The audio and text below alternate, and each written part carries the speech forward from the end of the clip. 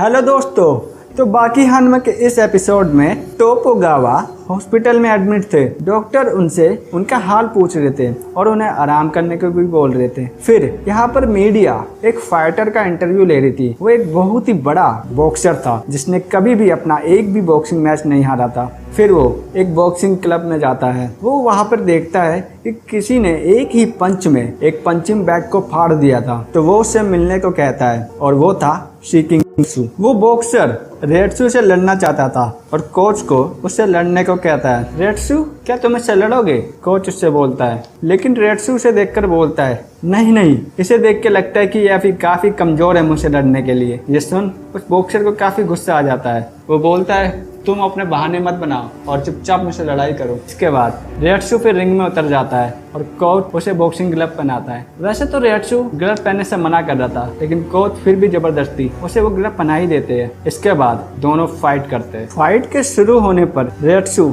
एक ही पंच में उस बॉक्सर को बेहोश कर देता है। इसके बाद रेडसू फिर अपनी मार्शल आर्ट्स की ट्रेनिंग करता है। ये देख उसका कोच उससे पूछता है, तुम यहाँ पे बॉक्सिंग की ट्रेनिंग करने आए हो या मार्शल आर्ट्स की? वो उसे बॉक्सिंग की ट्रेनिंग करने को फोर्स करता है। इसके बाद वो बॉक्सर उससे कहता है, तुमसे जल्द ही मुलाकात होगी। यहाँ इस ओर कात्सुमी भी अपने एक हाथ से ट्रेनिंग कर रहा होता है कि बाकी वहाँ आ पहुँचता है। वो बोलता है, कैसे हो मेरे दोस्त? कात्सुमी अपने हाथ खोने पर भी ग्रेटिट्यूड दिखा रहा था। बाकी उस पर काफी इम्प्रेस होता है। कात्सुमी कहता है, जल्द ही तुम्हारी लड़ाई तुम्हारे बाप से होने वाली है, काफी मजा आने वाला है। बाकी को कात्सुमी से पता चलता है कि शिकिंग रेडसू बॉक्सिंग सीख रहे हैं। वैसे थोड़ा सा बाकी ये सुन के हैरान हो जाता है। इसके बाद वो बताता है कि वो अपनी तेजी को और ज़्यादा बढ़ाने के लिए बॉक्सिंग सीख रहे हैं, क्योंकि शायद मार्शल आर्ट्स उन्हें उतनी तेजी ना सिखा सके जितना कि बॉक्सिंग। इसके बाद रिंग में रेडसू को उनके कोच बॉक्सिंग ग्लव देते हैं। दरअसल उनकी फाइट होने वाली थी। रेडसू अपने ओपोनेंट को एनालाइज कर रहा था। उसका ओपोनेंट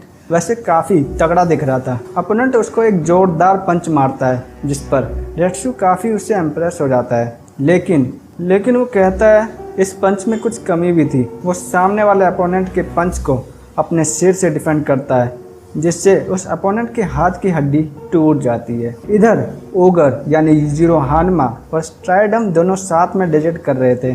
स्ट्राइडम बताते हैं कि बाकी ओगर के साथ खाना खाना चाहता है। ये सुनकर ओगर को बहुत गुस्सा चढ़ जाता है और वो बोलते हैं कि उसने यानी स्ट्राइडम ने बाकी को कहा था कि ऐसा नहीं हो सकता, लेकिन बाकी ने कहा कि उनका बेटा होने पर क्या वो मेरे साथ खाना भी नहीं खा सकते? क्या वो मेरे साथ एक टेबल पे बैठ भी नहीं सकते? वो उससे कहते हैं ये नामुमकिन है, पर बाकी कहता है उनके डैड काफी अजीब है, वो मेरे बारे में बिल्कुल भी नहीं सोचते। वो अपने डैड को गलत बोलता है। ये बातें स्ट्राइडम ओगर को बताते हैं, जिसको सुन ओगर नाराज होकर गुस्से में रेस्टोरेंट छोड़कर वहाँ चले जाते हैं और कहते हैं बाकी की ज़रूरत कैसे हुई मेरे बारे में ऐसा कुछ बोलने की। और यहीं पर यह एपिसोड ख़त्म हो जाता है।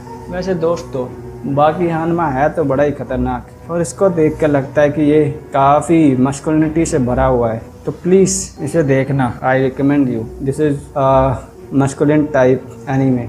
It feels like you are exposed to masculine characters in this anime, which motivates you to do some hard work. Okay दोस्तों, bye bye.